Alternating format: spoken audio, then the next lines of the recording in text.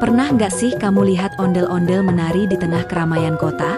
Tapi, bayangin kalau ondel-ondel itu tiba-tiba berputar-putar sendiri tanpa ada yang menggerakkan, dan terus menari seolah dia punya nyawa. Aneh? Seram? Atau justru, ada rahasia di balik tarian itu? Assalamualaikum teman-teman semua. Selamat datang di channel cerita kita yang penuh kisah unik, menarik, kadang bikin merinding tapi selalu ada pelajaran berharga di baliknya. Makasih banget kalian udah klik video cerita ini. Jangan lupa duduk santai, siapin kopi atau teh manis kalian, dan kita masuk ke dunia yang sedikit berbeda dari biasanya. Sebelum kita mulai ceritanya lebih dalam, yuk bantu support channel ini dengan klik tombol like, komentar, dan subscribe ya. Biar kalian gak ketinggalan cerita-cerita seru lainnya yang pastinya akan bikin kalian betah di sini. Satu klik dari kalian sangat berarti buat perkembangan channel ini. Terima kasih banget.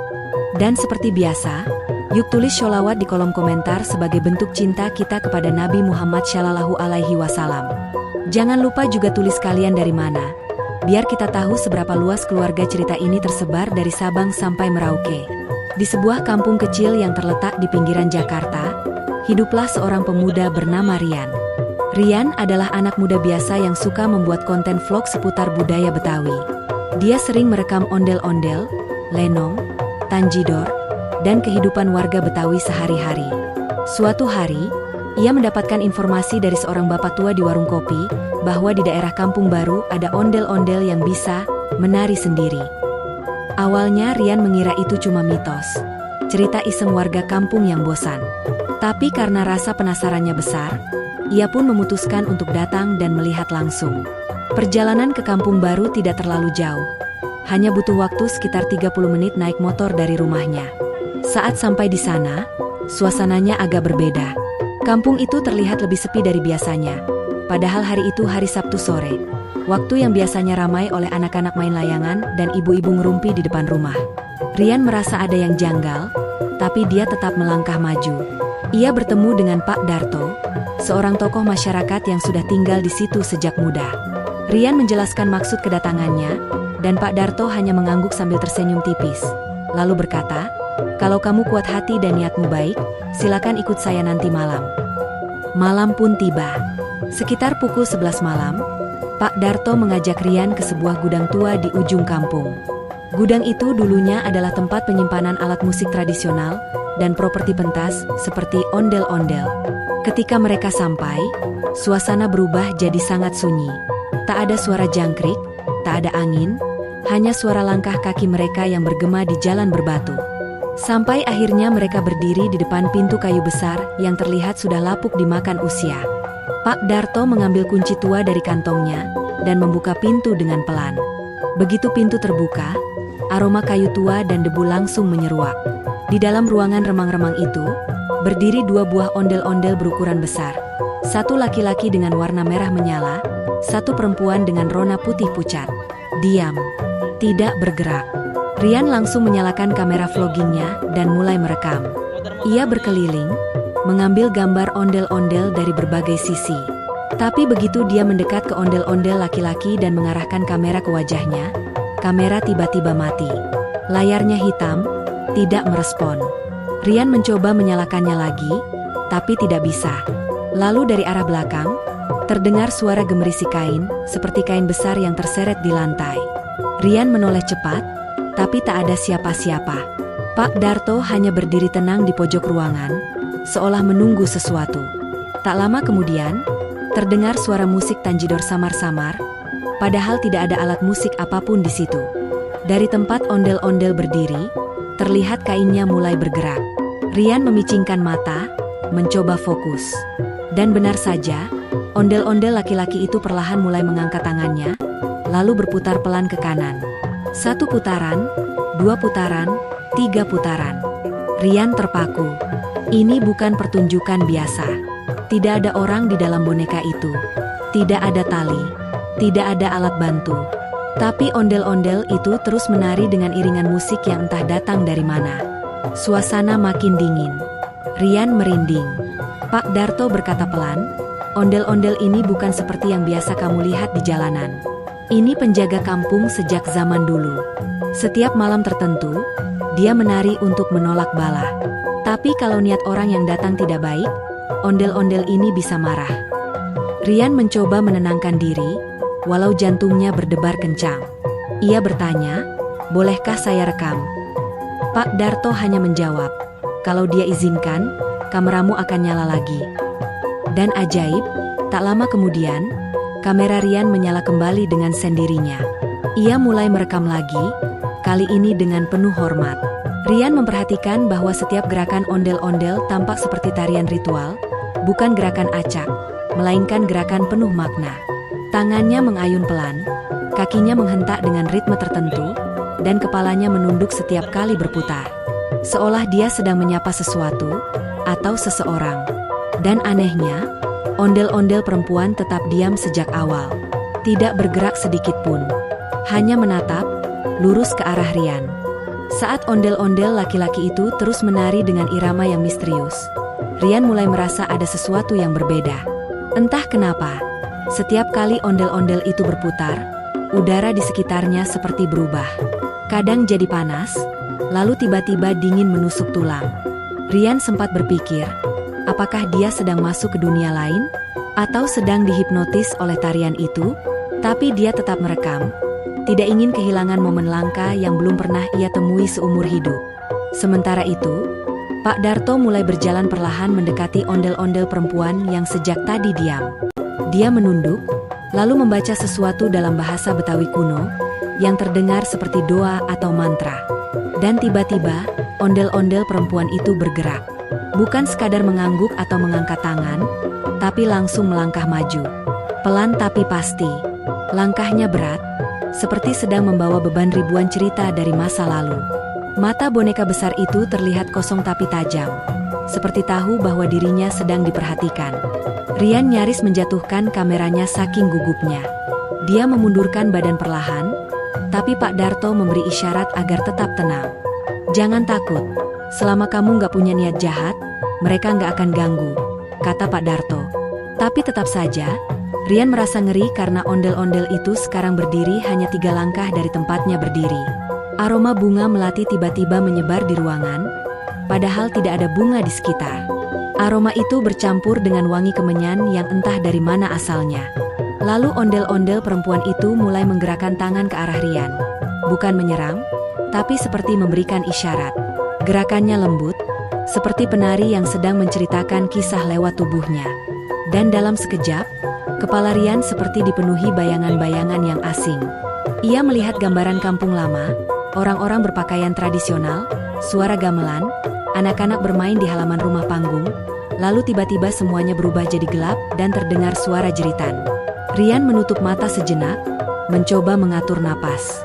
Ia merasa seperti ditarik masuk ke dalam kenangan ondel-ondel itu. Seolah setiap gerakan tari membawa cerita yang tersimpan ratusan tahun. Pak Darto kemudian berkata, "Kamu lihat sesuatu, ya?" Rian mengangguk pelan. "Itu masa lalu kami.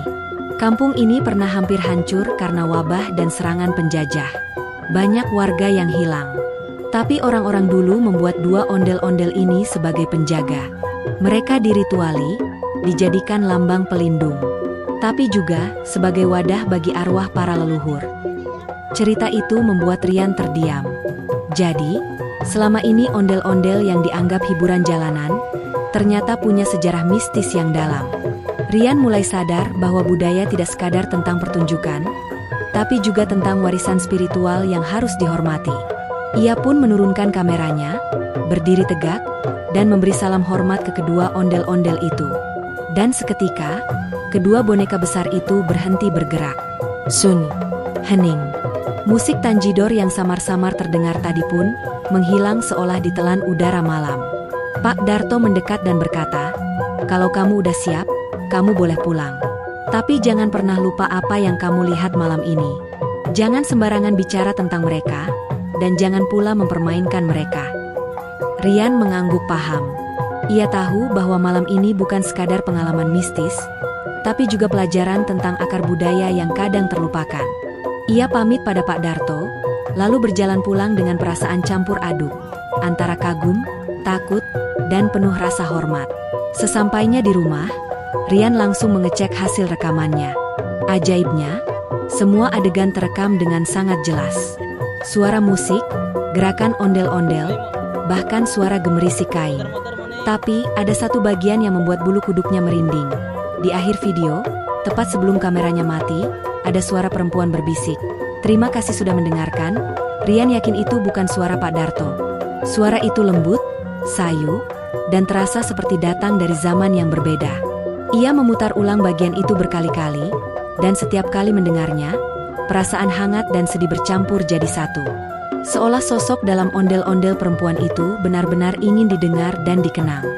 Rian tidak memposting video itu secara penuh. Ia hanya mengunggah sebagian kecil, yang menunjukkan tarian ondel-ondel tanpa efek mistis, dan menuliskan caption panjang tentang pentingnya menjaga budaya lokal. Ia ingin orang tahu bahwa di balik pertunjukan ondel-ondel, ada kisah panjang yang tak semua orang tahu.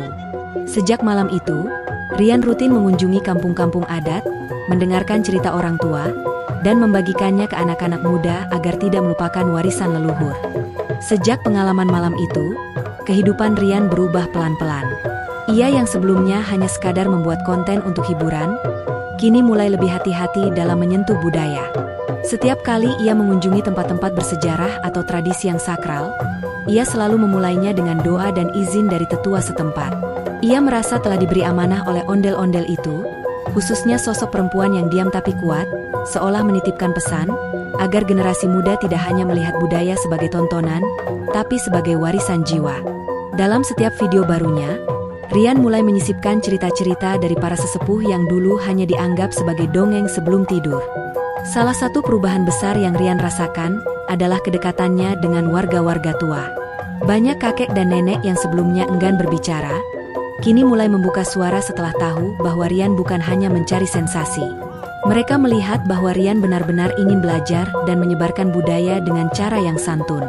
Ada satu nenek bernama Mak Ijah, yang pernah menceritakan kepadanya bahwa dulunya, setiap tarian ondel-ondel bukan hanya hiburan, tapi bagian dari ritual panen, kelahiran, sampai penolakan roh jahat. Bahkan, Mak Ijah pernah menyaksikan sendiri bagaimana ondel-ondel digunakan untuk menenangkan, yang tak terlihat, ketika ada bayi yang terus menangis tanpa sebab. Rian mencatat semua itu, dan membuat dokumenter sederhana yang kemudian viral karena keasliannya.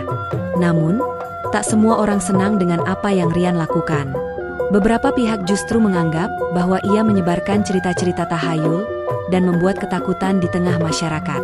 Ada komentar-komentar negatif yang bilang bahwa Rian hanya ingin viral dengan cerita mistis. Tapi Rian tidak menggubrisnya. Ia tetap teguh pada niat awalnya, menjaga budaya dan menyuarakan kisah-kisah lama yang nyaris terlupakan. Ia percaya bahwa di balik semua tradisi, selalu ada hikmah, meski tersembunyi di balik topeng ondel-ondel yang tersenyum lebar. Suatu hari, tepat di 1 tahun setelah kunjungan pertamanya ke Kampung Baru, Rian memutuskan untuk kembali ke gudang tempat ia pertama kali bertemu ondel-ondel itu. Tapi ketika ia sampai di sana, sesuatu yang tak terduga terjadi. Gudangnya sudah tidak ada. Yang tersisa hanya lahan kosong yang ditumbuhi rumput liar. Rian kebingungan. Ia bertanya ke warga sekitar, tapi tidak ada yang tahu menahu soal gudang atau Pak Darto. Bahkan beberapa warga mengatakan bahwa mereka belum pernah mendengar nama itu.